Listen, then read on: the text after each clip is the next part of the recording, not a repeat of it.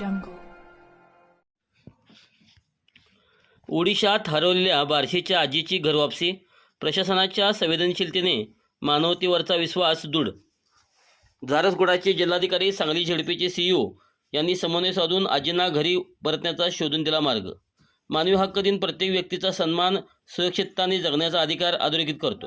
याचे सकारात्मक उदाहरण म्हणजे ओडिशात हरवलेल्या बार्शीच्या आजी. झारसगुडाचे जिल्हाधिकारी कुणाल चव्हाण आणि सांगली जिल्हा परिषदेचे मुख्य कार्यकारी अधिकारी विशाल नरवडे यांच्यातील संवेदनशील समन्वय स्वगृही परतल्या.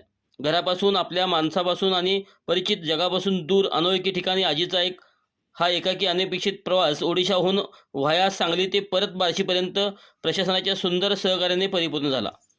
तरी कहाणी आहे 73 वर्षाच्या विजयाबाई रघुनाथ जाधव यांची. विजयाबाई मूळच्या बार्शीच्या. एखाद्या चित्रपटात शोभेल असे वयन, आयुष्याच्या उत्तरार्धात त्यांच्या जीवनात आले. कुर्डुवाडी येथील चुकीच्या रेल्वेने ओडिशा येथे पोहोचल्या. हरवलेल्या या आजी ओडिशा राज्यातील झारसुगुडा जिल्ह्यातील झारसुगुडा येथे गेल्या. तेथे एका NGOने त्यांना सांभाळले. त्या संस्थेला भेट देण्यासाठी झारसगुडाचे जिल्हाधिकारी कुणाल चव्हाण, जे मूळचे महाराष्ट्रातील परभणीचे आहेत, त्यांच्याशी त्या मराठीतून बोलल्या आणि मग आजीचा आपल्या लोकांकडे परत येण्याचा मार्ग अधोरेखित झाला.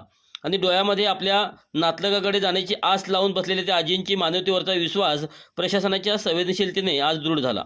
सांगली जिल्हा परिषदेचे CEO विशाल नरवाडे आणि झारसगुडाचे जिल्हाधिकारी कुणाल चव्हाण चे बॅचमेट या दोघांनी मिळून आजीची व्हिडिओ कॉलद्वारे संवाद साधला आणि आजीचा तो संवाद व्हायरल केला. आणि आजीच्या वंदना वाघमारे या मुलीपर्यंत तो व्हिडिओ पोहोचला आणि त्यांनी विशाल नरवाडेंना कॉल केला व गेली 2 वर्षे ते आपल्या आईला शोधत असल्याचे सांगितलं. विशाल नरवाडेंनी त्या NGO विकास संस्था पुन्हा संपर्क साधला. आजीचे आणि संस्थेचे एक स्वयंसेवक रश्मी रंजन यांचे तिकीट पाठवले आणि आजीचा आपल्या घरी बार्शीला येण्याचा प्रवास सुरू झाला. यासाठी त्या वारंवार कृतज्ञता व्यक्त करत होत्या. आज त्या सांगलीत पोहोचल्या. लवकरच त्यांना बार्शीला सोडण्यात येणार असल्याची माहिती सांगली जिल्हा परिषदेचे CEO विशाल नरवडे यांनी दिली. आजीच्या ओढेपासूनचा सांगलीपर्यंतचा हा प्रवास म्हणजे फक्त अंतराचा नव्हे, तर तो माणुसकीचा, सहकार्याचा आणि आशेचा पूल आहे. म्हणूनच सांगलीत परतल्यानंतर विजयाबाई प्रशासनाला वारंवार दुवा देत होत्या.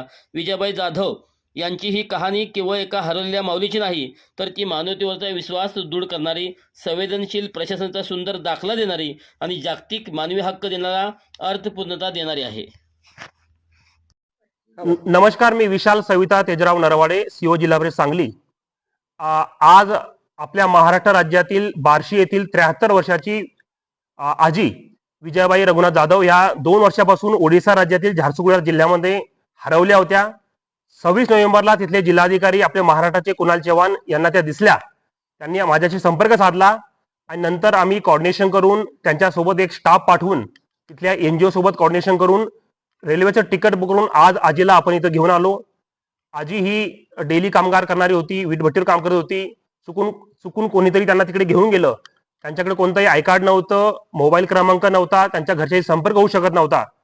आम्ही त्यांचा व्हिडिओ बनवून सामाजिक माध्यम आणि इतर मीडियाचा वापर करून त्यांच्या सहकार्यातून त्यांच्या घरापर्यंत पोहोचू शकलो. आणि आज 10 डिसेंबर मानव अधिकार दिवस खरोखर साजरा होईल असं मला वाटतं. आज बार्शीला आपण त्यांच्या कुटुंबाच्याला सुपूर्द करतोय. एक प्रशासन अधिकारी म्हणून आम्हाला हे अतिशय समाधान देणारं काम आहे.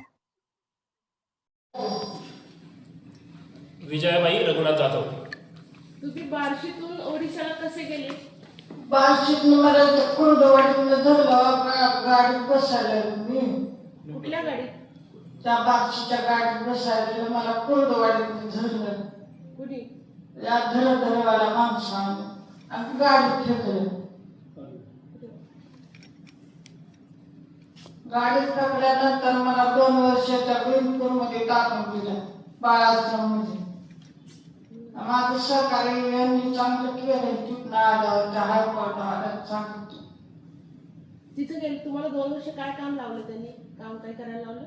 नाही काम करायला लावलं. तिथं मॅडम दुसरे चांगले आले, त्यांनी नाही काम करायला लावलं. आम्ही नुसतं बसून राहत होतो. कोणी टाकलं तुम्हाला गाडी? गाडीमध्ये कोणी टाकलं तुम्हाला? गाडीत कोणी बसवलं? कोणी टाकलं त्या गाडी? काय तिथलं माणसाने आजी तुम्ही काय काम करत, अगोदर काय काम करत होत्या? मी नाही, मी काम करत होते. आपलं लुटून घ्यायचं, म्हणजे अशी दुकानी असलं पैसे मिळत होतं, पगार मिळत होतो. आजीचं म्हणणं आहे की साफसफाई लोटण्याचं वीटभट्टीचं काम जसं जसं भेटलं तसं ते करत होते. हा जे जे काम भेटलं ते करत होत्या. हा. तिथं तुमचा सांभाळ कोणी केला? तिथं भरतीनं पडलं चांगलं तुमच्यासारखं मोठा आहे पडलं. आपके यहाँ पे वो कितने समय से है आपके यहाँ? 2 साल से आपके यहाँ पे? 2-3 साल हो गया. तो गेल्यापासून ते यांच्या संस्थेमध्ये विकास नावाची यांची ओडिशा सरकारच्या अंतर्गत जसं आपल्याकडे असतं राज्य शासनाचं, तर राज्य शासनाची नोंदणीकृत त्यांची संस्था आहे. तर त्याला व्हिजिट करायला ते कलेक्टर गेले होते फील्ड व्हिजिटला. तर अचानक तिथं आजी भेटली आणि ते कळालं की महाराष्ट्राची आहे. मग ते स्वतः महाराष्ट्र असल्यामुळं सहानुभूतीने त्यांनी आम्ही चौकशी केली आणि मग त्याची सुरुवात झाली. डॉक्टरने चांगलं आमची केलं सरकारने. डॉक्टर वगैरे चांगले भेटले म्हणताय, त्यांचं काहीतरी चांगलं चेकअप वगैरे झालेलं आहे. ते डोळ्याचं त्यांची ऑपरेशन संस्थेतर्फे डोळ्याचं ऑपरेशन केलं. त्यांनी तिकडून इकडं आणून टाकलं. ती माणसं तिथं आली तिथे अजून 20-25 माणूस आहे तिथं. यांच्यासारखे अजून तिथं वेगवेगळ्या ठिकाणून आलेले देशभरातून 20-25 लोक तिथं आहेत. माहिती माणसं बाया कोणी? लय आहेत 25 बाया आहेत माणसं. म्हणजे सगळ्या बाया आहेत की माणसं पण आहेत? माणसं पण आहेत ती. घरी कोण कोण असतं तुमच्या? ते म्हणताय घरी कोण कोण असतं? माझ्या घरी पोरगी असते, पोरगा असते बारकं. आईकडं असते झोपला पोरगं. पोकळ्याला तुळजापुरापासून पोकळ्या. तुमच्या जेव्हा आपण फोनवर बोललो होतो ती तुमची कोण पुतणी होती? पण नाही लेख लेक येते लेक येते लेक आहे जवळ असते तिला. जवळ असते. आता तुम्ही 2 वर्ष अगोदर कोणाकडे राहत होते घरी? पोरग्याकडं. पोरगेकडे. पोरगं चांगला सांभाळ करत होतं. ते गेलं आईकडे म्हणशील या पाहिजे शेजार तिथे मला आणायची. सर त्या भागात काही मिसिंगचं वगैरे कंप्लेन नाही का 2 वर्षापूर्वीची?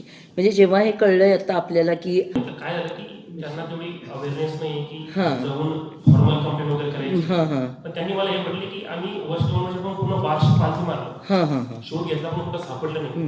असं ती त्यांची जी पुतणी का होती ना सांगत होती. मग तुमच्याशी जे फोनवर बोलणं करून दिली तुमची लेख होती, त्यांची लेख होती. तुम्ही लेख सांभाळायला तयार आहे किंवा लेख सांभाळायला आता काहीतरी घ्यायला येणार आहे. अजून काही तुम्हाला विचारायचं आहे? तरी पण बार्शीतून ओडिसापर्यंत कशा अशी धरायची माणसं त्या माठात टाकायची. गाडीतून नेले त्यांना. तुम्ही रोडला गेले का रेल्वेने गेले? रेल्वे प्रश्न झाला मला. रेल्वेपासून रेल्वे स्टेशनला पकडलं? हा त्या दुर्दैवाने कोरडवाडीचं रेल्वे स्टेशन आहे तिथून गेल्या म्हणते. मेडिकल चेकअप सर झालं त्यांचं? यांनी धरायची केलं. यांनी केलं. त्यांचं काय ऑर्गन स्मगलिंग वगैरे असं काय उनका कुछ मेडिकल चेकअप केलंय का? फिट आहे. लेकिन वो रात को विटामिन बी कॉम्प्लेक्स और कैल्शियम खा रहे थे.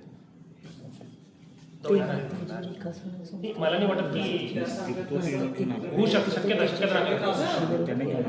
करावं लागेल कारण की त्या संस्थेने पण त्याच्याकडे एवढी फॅसिलिटी असली का माहिती नाही केलं का नसेल किंवा माहिती नाही. ठीक आहे, तो वेगळा भाग झाला, तो एक वेगळा भाग झाला. परंतु आता आपण आपल्याकडे आलेलं आहे तर त्यांचं सगळं तपासही करता येईल. आणि सोलापूरला सुद्धा जर इनकेस कोणी सांभाळलं नाही तर आपल्याकडे सरकारी आहे. आता लगेच त्यांच्या कॉन्टॅक्ट नंबर आपल्याकडे आहे. ज्यांना आपण घरी सोडणार आहे आपले कर्मचारी पाठवून आपण त्यांचं पण सगळी डिटेल घेऊन येणार आहे. ज्यांच्या ताब्यात आपण देणार आहे त्यांचं पण डिटेल घेऊन येणार आहे. तर म्हणजे आज माझा उद्देश तो सांगत होता की आपण जो